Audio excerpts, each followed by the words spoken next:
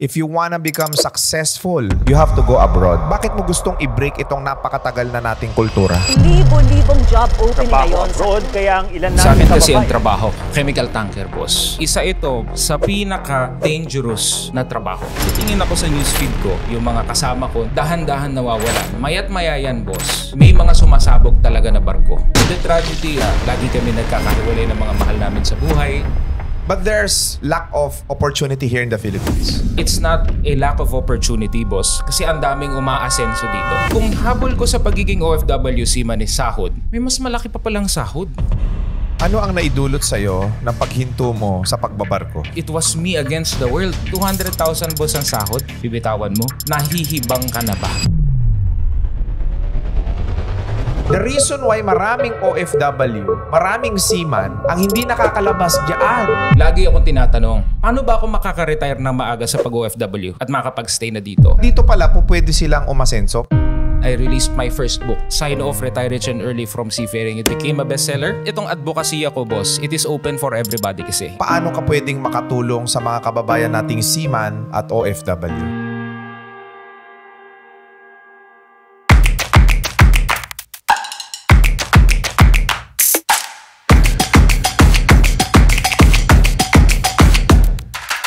Ang mga opinyon at pananaw na ibinabahagi ng guest sa programang ito ay hindi kinakailangang sumasalamin sa host sa show o sa mga kumpanyang kinabibilangan ng mga ito. Alright, so good morning, good afternoon, and good evening mga boss. So nandito na naman tayo sa pinakabagong segment ng RDR Talks. At syempre, alam nyo naman na laging espesyal ang mga ini-interview natin dito dahil espesyal na kwento ng tagumpay ang ibinabahagi natin sa bawat episode ng RDR Talks. So kasama natin ngayon ang founder ng Sign Off Business Academy. Nagtuturo siya sa mga OFW kung paano sila magre-retire ng maaga sa pagiging OFW at kung paano nila makukuha ang kani-kanilang mga pangarap dito sa Pilipinas. Walang iba, ang ating bossing, Boss Mix Jose. Hello everybody. Thank you, Boss RDR, for giving me the opportunity na makaharap ang mga kasama natin dito.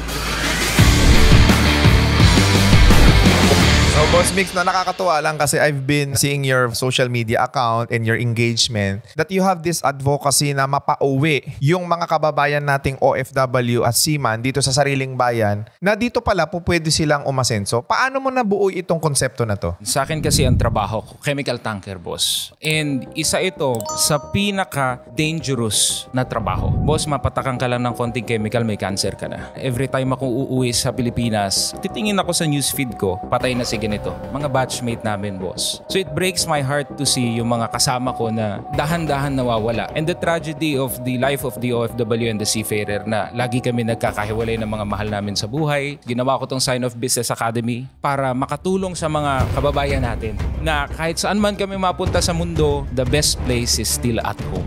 And you have written this several books about signing off. Correct. The advocacy is to find an alternative source of living dito. Alternative source of living dito sa Pilipinas. Kasi but boss, it's actually a cultural livelihood because all throughout the years, we've been taught that if you wanna become successful financially, you have to go abroad. Bakit mo gustong i-break itong napakatagal na nating kultura? karamihan boss sa mga OFW and seafarers, ang mindset nila dito are thinking na mag-iipon lang sila doon. Ay, hindi, temporary lang ako dyan. Kasi when you compare the salary abroad, totoo nga naman na ang layo nga naman sa sahod dito. So if gagamitin natin ng logic natin, hindi naman siguro ganun katagal tayo umalis at iwanan ng mga pamilya natin and then stay here and build something, magnegosyo dito. Pero it's not what's happening eh. Pag ang Pilipino, seaman or OFW, nakatikim na ng pera, dito na ngayon nagbabago ang lahat. Kaya ako sinasabi na alternative source of livelihood, kalimitan na tanong sa akin ng OFW at seaman is, paano ko gagawin yung ginawa mo?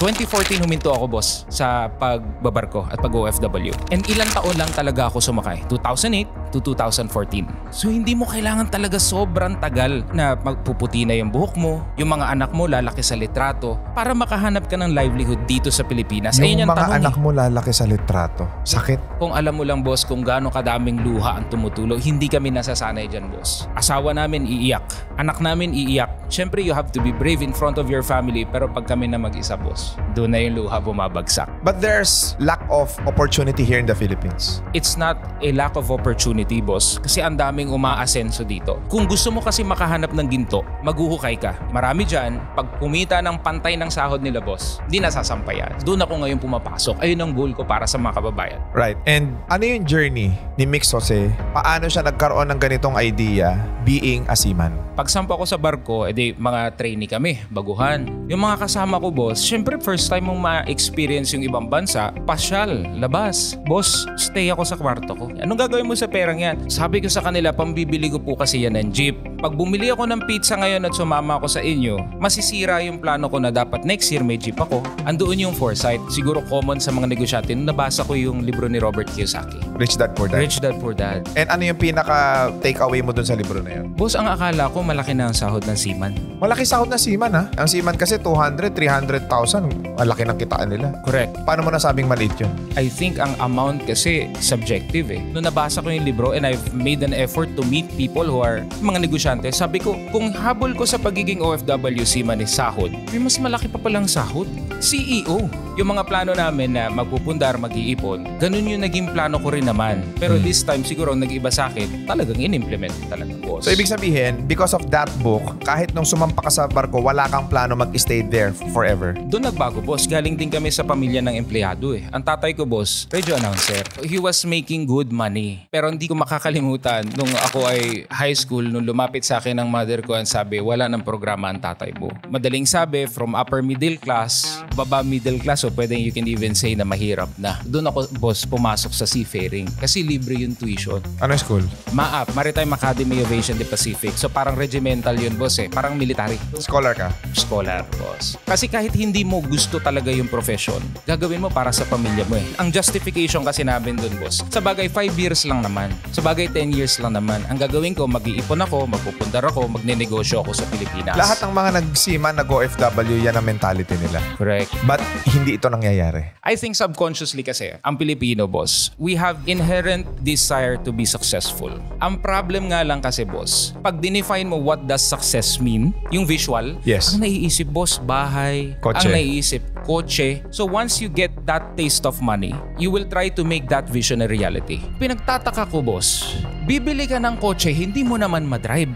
Bibili ka ng bahay, Hindi mo naman matitirhan. hindi mo naman matirhan. Dahil lang doon nga sa masakit mang sabihin, yabang kasi din talaga, boss. Ibig sabihin karamihan ng mga OFW seaman, ego yung nananaig sa kanila kung bakit sila nag-i-stay doon. Correct, boss. Because dahil doon sa stigma or paniniwala natin na matagal na kapag ka si nanay, si tatay, si kamag-anak, OFW, seaman, magpapadala ng pera, magpapadala ng pasalubong, yun yung masasabi nating successful. Correct, boss. Pero ayun nga kasi yung masakit and then it compromises your freedom. Ang gusto ko sana mangyari, boss, ang pinaglalaban ko talaga dito, mamuhunang kayo, 5 to 10 years is enough to a person na alam ang gagawin sa perang yan. Sobra-sobra na yun, boss. 10 taon. Lagi akong tinatanong, paano ba ako makaka-retire ng maaga sa pag-OFW at makapag-stay na dito? Binabalik ko yung tanong eh. Usually yung sinasabi sa akin, boss, ipon. Ang problema, boss, sa ipon, nauubos.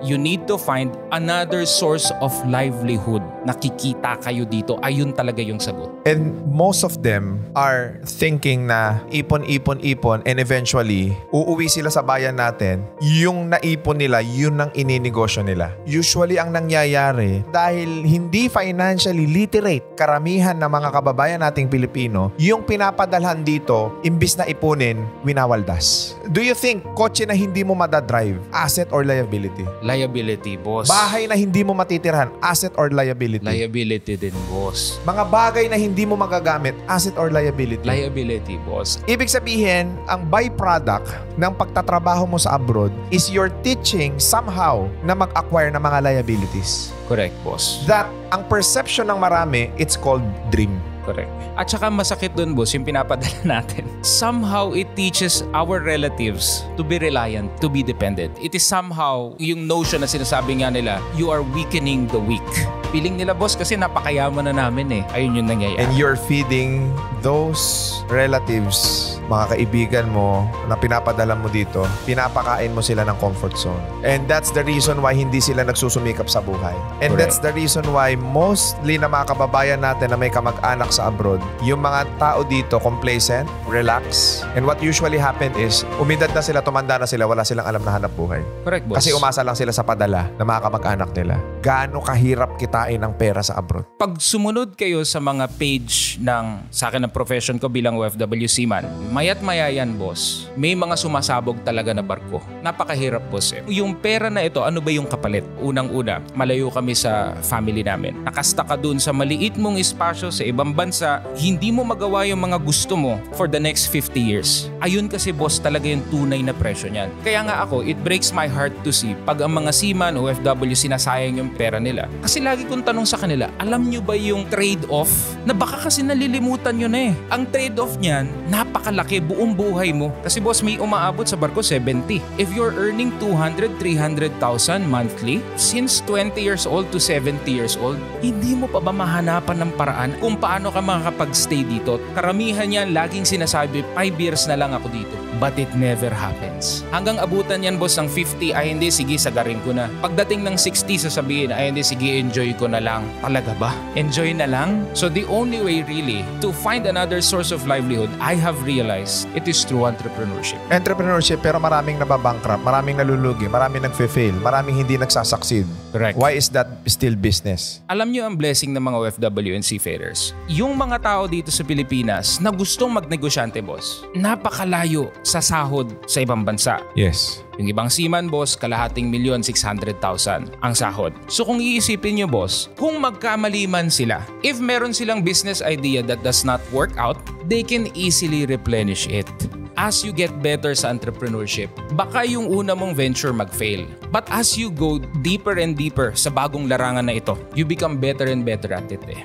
Makukuha mo rin yung pinaka-perfect na proseso para umasenso ka sa pagnenegosyo. Correct, boss. And you have the resource to try and try and try again. Live a basic, simple life. Diyan naman tayo nanggaling eh. So, ibig sabihin, imbis na i-focus mo mag-ipon, i-focus mo magtipid. Correct, boss. Tapos, hanap ka ng mga negosyong maliliit just to experience entrepreneurship. Tama. Ang mali kasi ng marami is mag-iipon sila ng malaki, tapos magtatayo sila ng malaking negosyo. Imbis na mag-experience sila sa maliit na puhunan, gusto nila malakihang kagad. What can you say about that? Alam niyo, boss, it's not really about how much you're shelling out eh. Ang after ka dyan, learning muna eh. Your first business would most probably your sacrificial business. Ang main goal niyan, humusay ka sa bagong larangan ng pagiging negosyante. And what am I pointing out here? Entrepreneurship is a different game. Your goal is to fit the job description. Ang dami nilang kailangan aralin, boss. Yes, operational, finance, production, marketing, sales. Correct, boss. Ang problema sa marami kasing kababayan natin or Pilipino, in general, papasok tayo sa negosyo thinking na alam natin lahat. Yes. And we have this principle na swerte-swertihan lang, so susubukan nila. And wala silang focus sa learning na sa tingin ko, boss, sa akin bilang OFW din naman, I was able to make the transition from somebody who is working outside of the country to here because I understood the gravity of the task. But ito yung redeeming factor naman, boss. We don't need to be as good as Henry C. Ang goal ko lang, makauwi. So ilang customer lang ang kailangan ko doon. You don't need 100% market share. You just need to be good enough to earn as much as you're earning. If they can live the value of simplicity and focus on growing their livelihood here, 2-3 taon lang, that's enough. Marami kasing mga kababayan nating OFW, mga seaman, or yung mga nag-uumpisang magnegosyo, ang mali kasing connotation ng marami when we say business, time freedom, financial freedom, na ang connotation ng marami pagdating sa business owners, may bagong sasakyan, may bahay, may maraming tinatangkilik na material na bagay sa mundo. Pero gusto kong ipakita sa inyo ang tunay na mukha ng pagiging negosyante. Iiyak ka dyan. Kung dati kumikita ka sa pagiging OFW na 50 mil, maaaring yung unang business venture mo, yung lahat ng ipon mo side-side, magkakautang ka pa, yun ang mangyayari sa'yo. Magsasakripisyo ka dyan. Tetestingin yan yung personality mo, kung ano ba talaga yung capabilities mo. But at the end of the day, after 2 years, after 3 years, or maybe less than that, masasabi mo sa sarili mo na kasama ko yung anak ko, na hindi ko man maibigay lahat ng material na bagay sa buhay sa kanya, sa mundong ibabaw, mas mahalaga yon. Correct, boss. And there will come a time na mamamaster mo yung proseso na masasabi mo sa sarili mo na lahat ng mga nakikita mo ng mata mo, lahat ng naabot mo sa buhay, lahat ng laman ng bank account mo dahil sa naging journey mo sa pagiging negosyante. Because data and record will show us na the only platform for you to become very successful financially is business. Correct. Not being an OFW, not being a seaman. Kasi yung kinikita nyo dyan, 500, 600,000, mayayabang lang kayo pero barya lang yan sa mga negosyante. Correct, boss. Kaya nga sinasabi ko, boss, ba't kayo natatakot na yung mga position natin, for example, waiter, officer, bakit kayo natatakot na tanggalin yung waiter na yan, tanggalin yung officer na yan, at palitan ng CEO? Mas malaki po talaga ang income ng negosyante, but you have to be patient. Yes. Dahil hindi siya instant. So it's through entrepreneurship that they can get that both. A world where you have money and you also have time. Before you become an OFW and a seaman, you actually enrolled in a university, probably in a training center, Yes, boss. and you garnered knowledge, skills Correct. sa loob ng ilang taon para maging OFW. Same goes with business. Tama. What can you say about the law of momentum? Kung ang isang train, lalagyan mo ng pader sa harapan when it's static, hindi yan, boss, makakagalaw eh. But when you get a train on full momentum, meaning on its top speed, lahat ng itatapat mong obstacle dyan, giba. How do you get momentum? It's through action. Marami po sa OFW, marami sa seaman, hinihintay nila yung perfect timing to take action. Ito yung na-realize ko, boss. When you're driving, kung hihintayin mo lahat ng traffic light dyan, kulay green, bago ka umandar, asahan mo hindi ka talaga makakaandar. Naalala ko, boss, kasi marami matututunan ng mga kababayan natin dito. First time ko sa barko, boss. Yung boss ko doon, yung official ko doon, tinanong ako, ba't ka nagsiman? Malaki po yung sahod plus hindi ko naman po ito gagawin forever. Siguro po, by 29, 30 years old. Worst case scenario, 35. Nakapagpundar na ako ng sarili kong negosyo sa Pilipinas, so stable na ako dito. Tinawanan lang ako. Ang sabi sa akin, dumantugtugin na sa barko yan. Lahat naman kami sinabi yan eh. Puti na yung buhok ko. Iho, sabi niya sa akin, what makes you different? Boss, sa totoo lang napaisip ako doon. Kung plinano rin naman nila yan, plano ko rin naman. Yes. So ayun din ba ang destiny ko? Pero alam mo, boss, andun na rin yung sagot kung bakit makaka-retire ng maaga ang mga nanonood dito sa RDR Talks ngayon sa mga kababayan natin. Andun na yung sagot. Different. Be different. Tignan mo lahat ng OFW ng mga pinagagawa niyan sa pera, sa Pilipinas. Galing. Tignan mo kung paano ginagawa nila. Ibahin mo lang ang approach sa buhay. Simpleng-simple, pero napaka-powerful. The number one value you should be aspiring for is freedom. Because that house will come. That car will come. Pag inuna nyo yan, you have compromised your freedom. Ito yung tinatawag ko, boss, na lifestyle servitude. Alipin ka ng lifestyle mo. You're being punished because of the lifestyle you have set. Pwede naman na simplicity muna at unahin muna ang kalayaan. Makabuild sila ng something dito. And if truly that is your dream, that will come. Merong story tungkol dyan eh.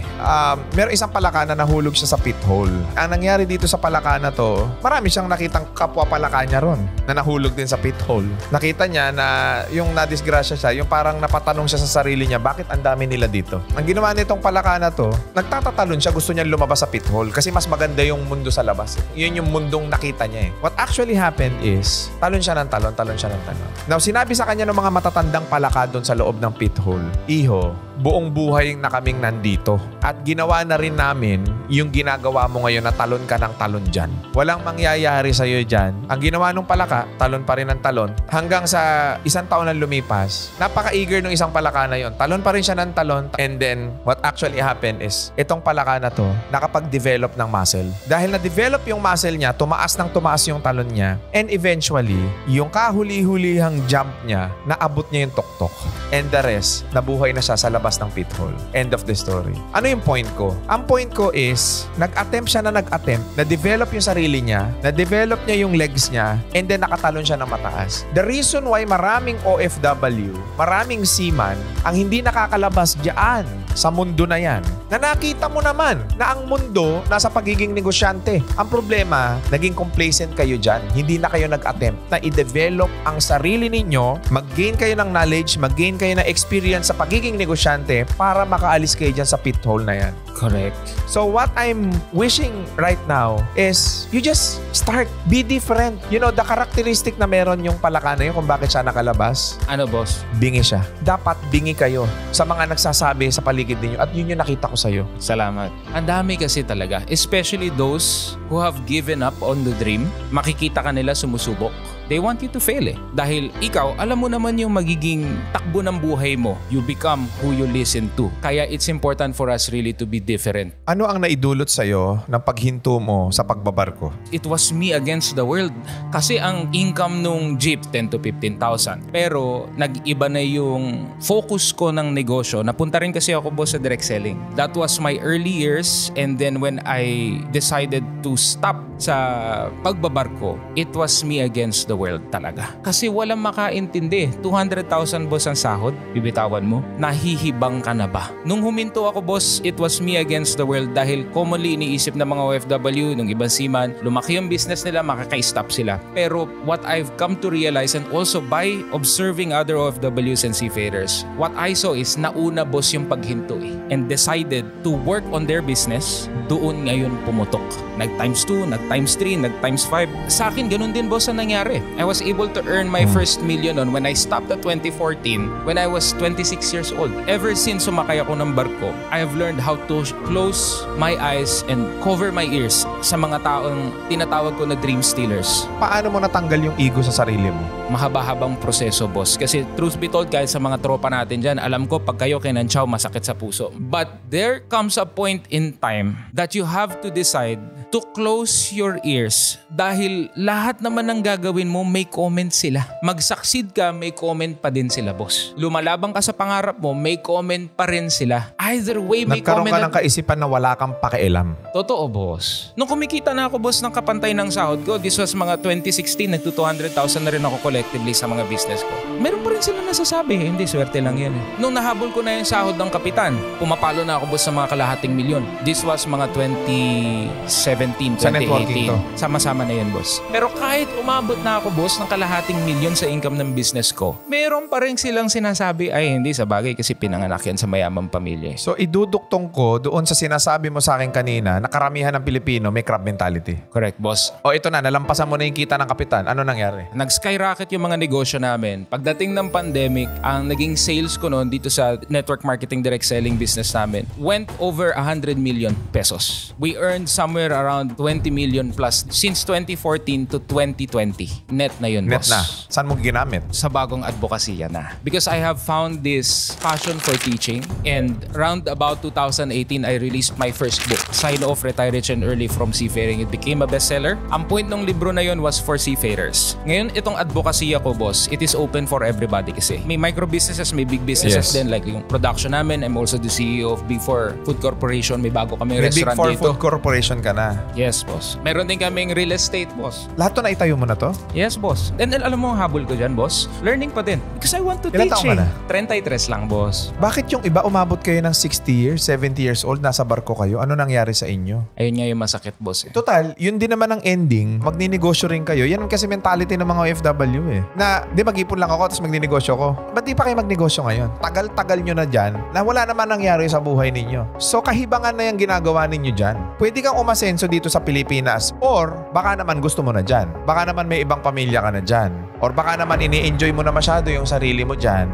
kaya ayaw mo umuwi. May option kang kasama ang pamilya mo eh. Bakit hindi yun ang piliin mo? Meron ka naman pera eh. Di ba yan lang ang hiniling mo una, magkaroon ka lang ng puhunan eh. O ngayon may puhunan ka na, ba't hanggang ngayon hindi ka nagdidesisyon? Baka may iba ka ng priority. Correct, boss. Actually, isa sa mga na-meet ko all throughout my years of teaching is the president of one of the biggest manning agencies ng seaman sa Pilipinas. Ayun yung question niya sa akin eh. How come your result is so different? I think isa lamang sa tingin ko yung pinaka-main reason why I'm standing here today. I think it is my passion for learning. Mga kababayan, 100% chance mawawala yung trabaho nyong yan. Hindi mo lang alam kung anong reason. Karamihan, boss, doon pa lang sila naghahanap ng negosyo nila. Napakasimple lang oh. Kaya hindi ka makaalis dyan kasi nga wala kang sinisimulan. Komportable ka kasi. Yun ang mahirap sa inyo. Ini-enjoy nyo masyado yung buhay nyo dyan. Parang ganito eh, takot kasi kayong magkaroon ng problema eh. Takot kasi kayong maging financially challenged eh. Kasi yun yung ayaw nyong mangyari sa mga kamag-anak nyo dito. Pero guess what? Pagtanda mo, mo, pag edad mo, mangangailangan ka ng mas malaking pera sa akin ka maniwala. At hindi na kayang isustina ng sweldo mo at kinikita mo yung mga magiging pangangailangan mo in the future. Now, if you can start business today and you can run your own business today, the fact na napapanood, napapakinggan mo ang video na to, baka ito yung sign na hinihingi mo. Correct, boss. Siya na yun. And learning, educating yourself requires a bit of effort. Kaya kung kayo ngayon, nangangarap ka, nag-aaral ka, natututo ka kay Boss RDR, kung may pagdududa ka pa, ang message ko sa iyo, wag mo nang pagdudahan. Kasi matagal na yung duda mo eh. Hindi naman nawala yan eh. Alright. Ang gusto kong maintindihan ng maraming tao ngayon, habang nanonood kayo ngayon sa video na to, no? Ako wala akong nakikitang special sa'yo. I'm sorry Boss Mix Okay lang, boss. Kumbaga, you're just like a typical OFW or seaman na ang naging action mo lang sa buhay mo, gusto mo may magbago eh. How to be like you? Well, sa point kasi in my life ngayon, bago akong tatay, I'm enjoying my time with family, I'm running different businesses, okay na ako sa pera, boss. I think I have enough and I don't need much. Simple akong tao eh. But my businesses are growing, millions pa rin ang pinag-uusapan natin. Madaling sabi, hindi na ako kailangang umalis ng bansa. Ang pinakamasasuggest ko sa inyo, if you want to really have a different result, sabi ko nga, ang practical advice dito is immediately start yung mga planong iyan. Kalimitan kasi iniisip nila, I have to be good. You don't need to be great to start. You need to start to be great. Pangalawa, get started. Because when you get started, you become good and better sa ginagawa mo. Ang point ko is, maybe you can start by educating yourself. Or maybe start something small. And ang point mo lang, humusay ka. Humusay ka sa basic operations ng business mo na napili mo. Matuto ka ng onti sa sales. Matuto ka makapag-close ng mga inquiries mo. Matuto kang humawak ng tao. Do your first hire. Do your first firing din. Lahat ng mga daily tasks ng negosyante, gawin mo na. Kasi kung i-expect mo lagi na hindi ka magkakamalit, mahusay ka na, natatakot ka mag-start dahil baka malugi ka, wala ka talaga masimulan, boss eh. Asahan mo, if something is important to you, you have to be willing to look stupid and fail miserably at first if it is important to you. Uhusay ka naman. Gusto ko maramdaman nila ngayon, abang nanonood or nakikinig sila ng video natin ngayon, how happy and how satisfied you are right now. So it is a lot of work. Ang maganda kasi talaga, boss, baka nagtatanong yung mga kababayan natin, hindi ka ba natatakot? Dahil ayun yung reason ba't ayaw nilang umalis doon, security daw kasi, boss. Yes. Ang reason kung bakit hindi ako natatakot, because in entrepreneurship, you find security in your skills. Ayun ang susi ng security sa pagiging negosyante. Alam mo na kasi yung ginagawa mo eh. I am happy and satisfied dahil kasama ko yung anak ko araw-araw. Kahit pagod na pagod, boss, sa kakadrive, punta sa ganitong branch, meet kay ganito, pausap sa ganyan, susulat pa akong libro. Bandang huli, pag uwi ko, makikita ko yung baby ko, walang makakatalo sa first words na dada na narinig ko personally. Tatandaan nyo, mga boss, sana ipaglaban nyo. Dahil yung mga life experiences na yan, ayan ang mawawala. Ayun ang kapalit. Kaya sana wag nyong sayangin yung pera. At sa mga kamag-anak nila, boss, hayaan nyo mag-grow yung pera ng mga OFWs natin. Sana naman wag nyong utangan ng utangan. Kasi kailangan nilang humanap ng alternative source of income nga. Negosyo dito, napapantay sa sahod nila. And truth be told, boss, 50 mil, 30 mil, kahit 500,000 pa yan, maning-mani yan sa negosyo. Aaraw-arawin mo yung 500,000 na yan. Maniwala ka, kaya mo yan. Ang galing. Ang dami ko natututunan, daming learning ngayon. And I believe yung mga OFW natin ngayon is they are really inspired with that story, no? And ano ang advocacy ni Mix? Paano ka pwedeng makatulong sa mga kababayan nating seaman at OFW? Turuan ko kayo, everybody, if my current advocacy today, wherein we teach yung basic skills ng entrepreneurship, enough for them with the goal of, at least after working with us, to earn their first million. How can they actually enroll to that program? Meron kaming series of live, free naman yun. Libre? Libre naman. Okay. Oo. Para sa mga OFW, sa mga seaman, libre po ang mag-aral. Turuan ko sila via coaching ko sa email. Pasok sila ng mga free events namin para masimulan nyo na yung journey ninyo. Yes. Remember, mga kababayan, knowledge has to be sought. Yes. Yung mga realizations na to, hindi papasok sa'yo kung di mo pinanood si Boss RDR ngayon. Right. You have to seek it. It Right. doesn't come automatically na biglang na-realize mo, o nga, no, be different. Hindi ganun eh. So, sa Business Academy, ayun ang aking advocacy Sign talaga. of Business Academy, the training is is for free. How to earn your first million sa Pilipinas, ayun boss yung aking specialty simula umpisa. Tsaka usually boss yung mga ideas na binibigay namin kasi. Yung ganyan sa mga small startups talaga. Yung tipong ang puhunan mo 20,000, 10,000. Makakapag-retire ka na. Correct, boss. Hindi natin kailangan boss sa mga kalahating milyon agad. Sa scaling na Right. lang yun. When your business already has proof of concept, doon mo na lang ilagay yung kalahating milyon. You can always start small kasi ang goal nila doon dapat talaga boss matuto muna. Correct. So yun yung willing kang i-share sa mga kababayan nating OFW at Seaman. So guys, ini-encourage ko kayong lahat sa mga kababayan nating OFW and Seaman to follow Sign Off Business Academy page na nakikita nyo ngayon sa inyong screen. And also, you can actually message Boss Mix Jose, no? Yes, boss. And if they want to enroll dun sa free coaching ko, turo ko sa inyo lahat through email, live events, akong bahala sa inyo. Punta lang kayo sa mixjose.com/signoffbusinessacademy. Sign up lang sila dun. Ako nang bahala sa kanila, boss. And maybe your last message to our viewers. Sabi ni Epictetus, a Greek philosopher, the most wealthy person is not the person with the greatest material possession. It is the person with the least wants. Mas konti ang gusto mo. Tatandaan mo, mas magiging malaya ka. For you to be able to work for your freedom. And that material thing will come. Trust me. Unahin mo muna yung kalayaan mo. And let's study entrepreneurship together with Boss RDR. Dami nyo matututunan dyan kay Sir Raymond. Alright, so mga boss, do not forget to click that notification bell para lagi kayong updated sa ating mga videos. And also do not forget to follow us on our Facebook, TikTok, and Instagram account. At mapapakinggan nyo na rin kami mga boss sa Spotify. So i-type nyo lang dyan Business Lesson sa Spotify natin and RDR Talk sa Spotify po. Maririnig nyo po ang mga contents natin sa Spotify na rin. Maraming salamat, Boss Mix. It's been a wonderful experience. I know na marami tayong nabagong buhay. Salamat, Boss RDR. Thank you for giving me the opportunity. Alright, so thank you so much. Mission accomplished. God bless you all. Thank you.